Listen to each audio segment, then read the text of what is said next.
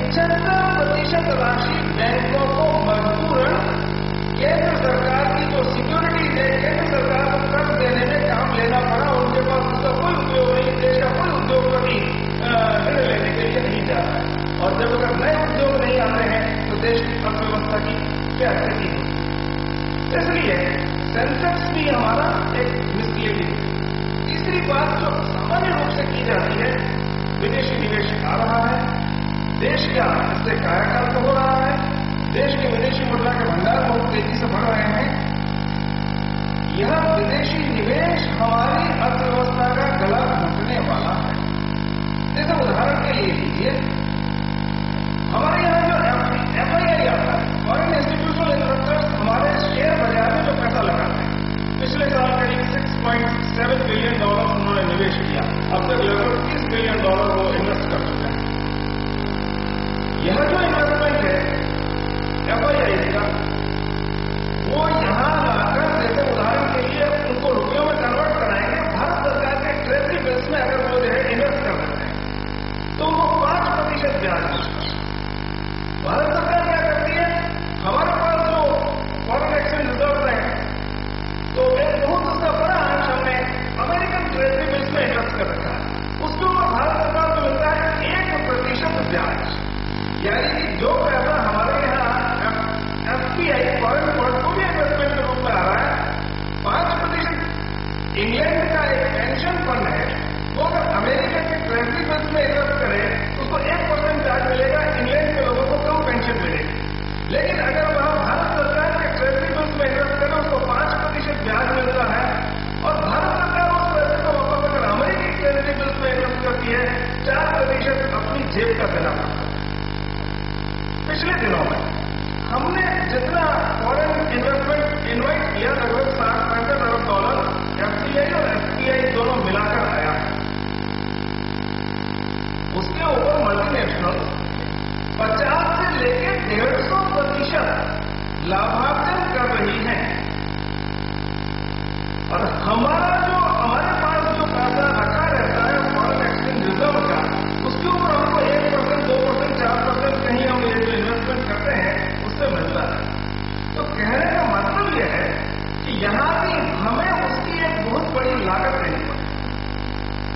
दूसरी बात जो है, जो ये FDI आ रहा है, उस FDI के कारण देश के उत्पादन तंत्र का बहुत बड़ा हिस्सा जो मल्टीनेशनल्स के हाथ में चला गया। इससे आज देश के छोटे, लघु, मध्यम उद्योग बंद होते जा रहे हैं। और इंडस्ट्रियल क्लोजर्स जैसा कि कल प्रस्ताव में भी आया था, और उसके कारण एक बहुत ही विकट स्थिति आ रही है। नेशनल सैंपल सर्वे ऑर्गेनाइजेशन का सर्वे आया है कि देश में कैजुअलाइजेशन ऑफ वर्कर्स, यानी कि रेगुलर वर्कर्स की तुलना में जो कैजुअल वर्कर्स का रेशियो तेजी से बढ़ रहा है, क्योंकि परमानेंट जॉब्स एलिमिनेट होती है। और कैजुअल वर्कर्स को साल में जितने दिन काम मिलता था, वो average availability of the work to दी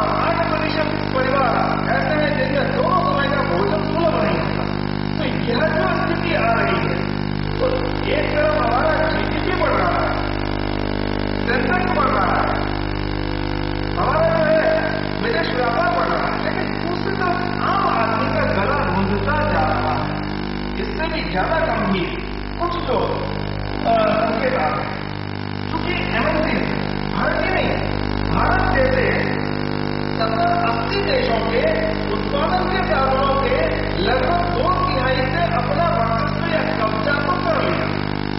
अब उनमें क्या हो रहा है, बेरोजगारी के कारण मांग बढ़ नहीं रही और इसलिए उनको लगता है कि हमारी बिक्री स्थगित हो गई, बढ़ नहीं रही है, स्टैग्नेट।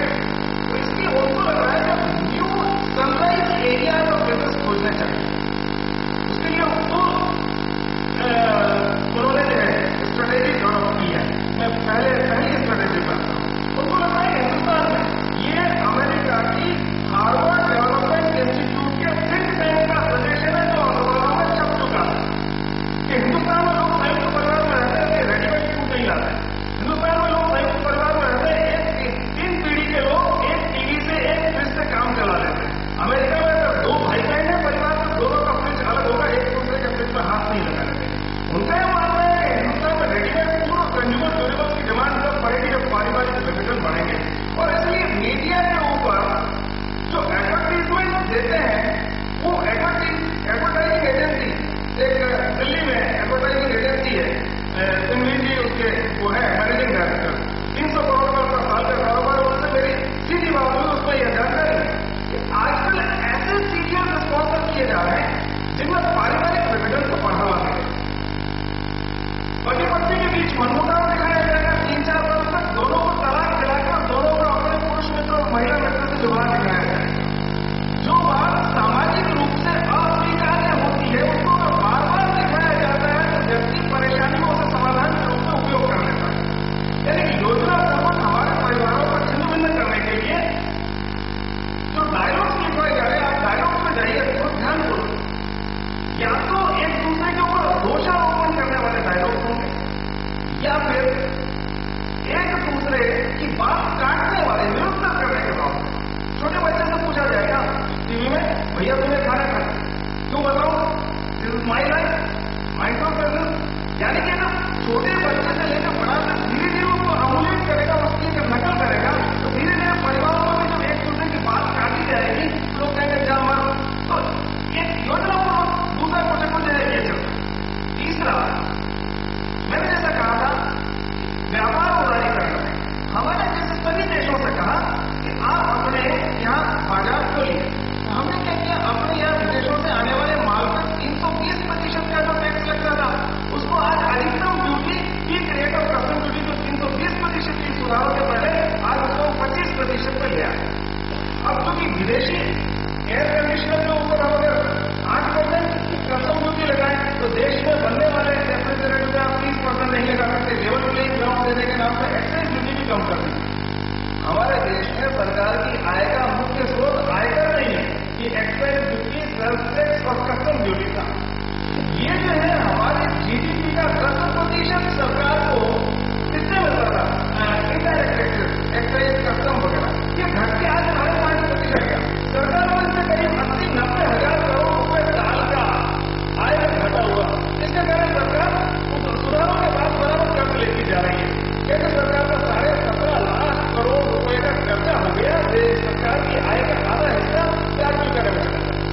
अब अमेरिका का माल हमारे यहाँ बिके, उनकी कंपनियां यहाँ इन्वेस्ट करें, उनको ज्यादा लाभ होगा तो उसके ऊपर 48% टैक्स मिलेगा। अमेरिका की सरकार की आय का 80% हिस्सा उसकी कंपनियां दुनिया के विभिन्न बाजारों में जो धंधा करती है उसके ऊपर इनकम टैक्स के रूप में मिलता है।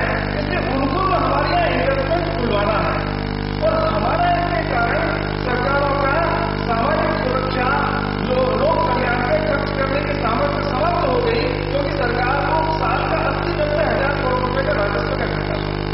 लेकिन इसमें बहुराष्ट्रीय कंपनियों को अपना दूसरा प्रोजेक्ट चलाने का मौका मिल गया। कैसे? तो कहते हैं सरकार को तो पता नहीं है, शिक्षा को लागत आधारित बनाया जाए।